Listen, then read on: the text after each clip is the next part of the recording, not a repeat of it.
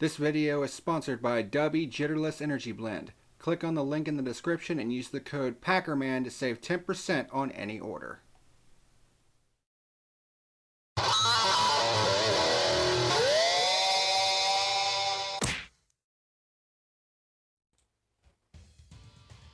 What's happening, ladies and germs? This is the Packerman, and welcome to this edition of The Fuel, where today we're going to be talking about the 2023 AdventHealth 400 from the Kansas Speedway.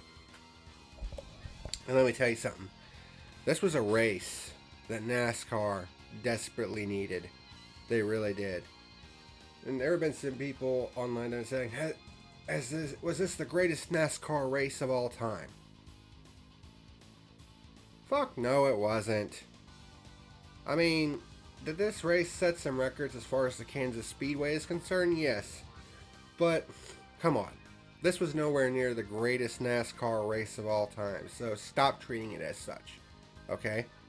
Now, was this a good race? Absolutely it was, and I gotta tell you, it feels so good to finally say that in a season where it's just been nothing but dog shit strewn throughout the entire year.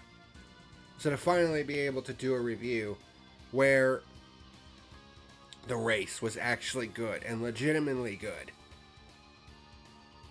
it's a breath of fresh air. Now, one thing I will say is there were way too many cautions in this race for my taste. There were 10 total cautions in this race. But there were 37 lead changes in this race. This set a couple of records. One, it set the new track record at Kansas Speedway for the most lead changes in a single race. And that track's been around since 2001. Number two, it set the all-time NASCAR record for a 400-mile race on a 1.5-mile track for lead changes. So that should tell you how competitive this race was. Not to mention the fact that there were 15 pure lead changes. At a 1.5 miles, that's not Atlanta Motor Speedway. I mean, anytime you can get into double-digit pure lead changes for a non-restrictor plate race, then it must have been a pretty goddamn good race. 3,600 green flag passes. Kyle Larson was the lap leader at 85 laps. It was mainly early on between the Toyotas. Martin Truex Jr. and Denny Hamlin were dominating early on. Chastain was up there, of course. Bubba Wallace led for some laps. Kyle Larson led the most laps, of course. So this was actually a very competitive race.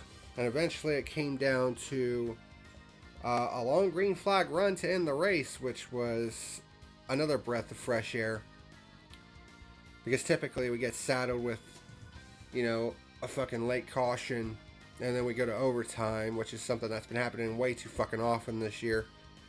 So it was very refreshing to see that. And we actually got a payoff, because after everything got cycled out, we finally got to that long green flag run to end the race. Hamlin managed to make his way up to second with 25 laps to go. The margin was 0.7 of a second with 20 to go. So that allowed Hamlin to close in. It was just slowly but surely. And then with 6 laps to go, Hamlin was side by side with Larson, but couldn't make the pass. Excuse me. But then came the final lap, and initially it looked like Hamlin wrecked Larson to win the race. But then there was a shot down the backstretch. There was a straight shot down the backstretch, and it actually looked like Larson scraped the wall coming off of turn 2 on the final lap. And while it didn't look like he scraped the wall that much, that can still break your momentum just enough to allow the car from behind to have a run on you. And I think that's what happened with Hamlin. He saw what happened. He tried to make a move around him and just hooked the 5 car, and that was all she wrote. Now, fortunately, Larson was able to keep it going and was still able to finish second. And Hamlin definitely got his fair share of boos during the victory lane interview. But as much as I despise Denny Hamlin, That wasn't his fault, believe it or not. Because, I mean, Larson, he scraped the wall off of 2. I mean, these guys were giving it everything they had for this race win. I mean, this is a case where you could say that was just a hard-fought race win. A hard-fought battle for the race win, I should say. So, I mean, I think we could consider this a racing incident. Of course, the thing that was talked about most after the race was the punch heard round the world, where Noah Gragson, in a fit of stupidity, decided to confront Ross Chastain over what happened earlier in the race when they were in a 3-wide situation. Ross went up the track a little bit, managed to get it under control. Didn't leave Noah much room, but he never made contact with him. Noah gassed up to try to stay on his outside and ran himself into the wall, and then got pissed at Ross because of it, which made him look like an idiot.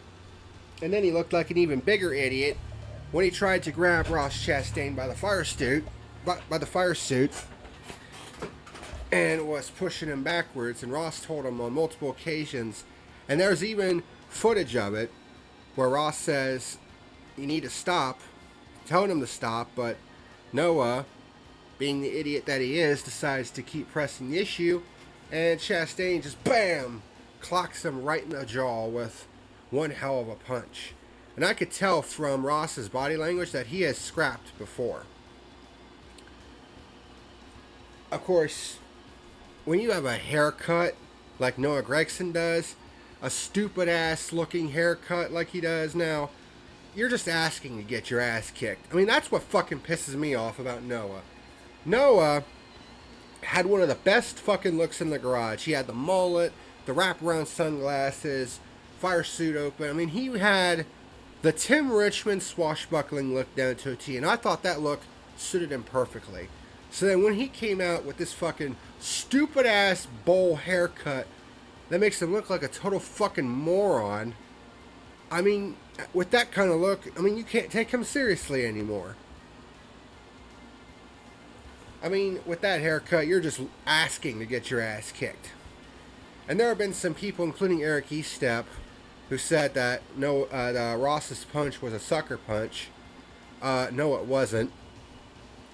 A sucker punch is if you throw a punch when the guy isn't looking. That would be considered a sucker punch. No. Noah initiated the contact first. If you grab someone by the fire suit, all bets are off. And then the other guy then has the right to throw a punch at you, because at that point it'd be self-defense. And Eric backtracked pretty quickly because he got a lot of backlash from a lot of his fan base when they told him, yeah, that wasn't a sucker punch. I mean, you obviously don't know how to fight if that's the case. And he backtracked pretty quickly, and I was like, yeah, good backpedal, bro. I mean, I like Eric. I mean, I think he's good for the NASCAR community, but once or twice a year, he has a dumb shit take, and that was the case in the Ross Chastain deal at Kansas. But all that aside, this was without a doubt the best overall race of the year so far. Of course, there hasn't really been that much in the way of competition because this season has fucking sucked. But in terms of the racing, though, it was, I mean, when the race was green, it was good. It really was. It just sucks that we had so many damn cautions during this race. There were 10 total cautions. But at least we did get the long green flag run to end the race, which ended with a payoff at the very least. So that definitely helps it quite a bit. So, as a result, my final rating for the AdventHealth 400 at the Kansas Speedway is an 8 out of 10. Easily the highest rating I've given for NASCAR so far this year.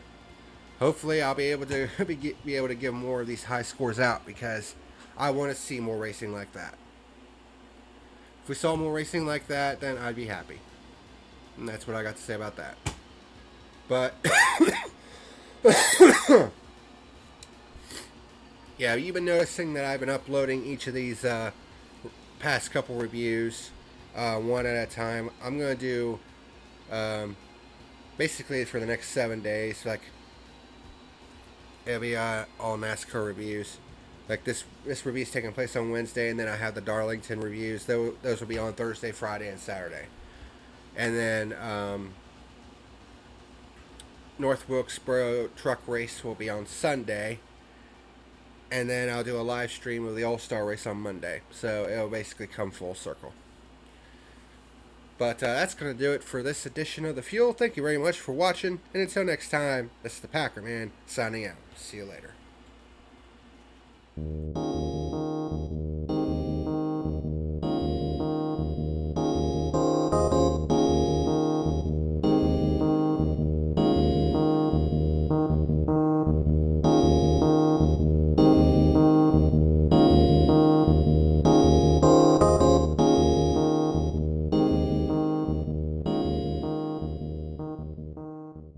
What's happening, ladies and germs? Thank you for watching tonight's video.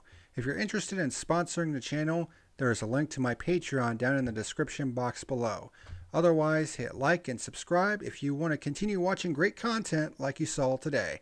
Thank you very much for watching, and until next time, this is the Packer Man signing out.